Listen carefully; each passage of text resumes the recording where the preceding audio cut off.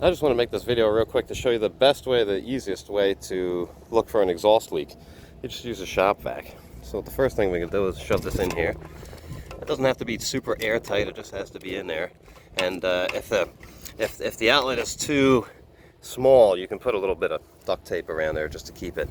And here's the trick to it. Instead of going with the suction, you're going to go on the outlet. So this is the exhaust. So this is just going to push air out for you. So that's on there. Then you turn it on. Get yourself some bubbly stuff. So that's on there. I can hear it.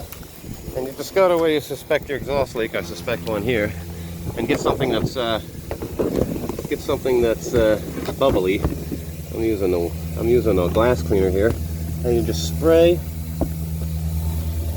And you just spray on where you think the exhaust leak is, or spray on every single joint, and you see the bubbles coming out. So we know that this joint is leaking exhaust. Also up here on the manifold, I can get it,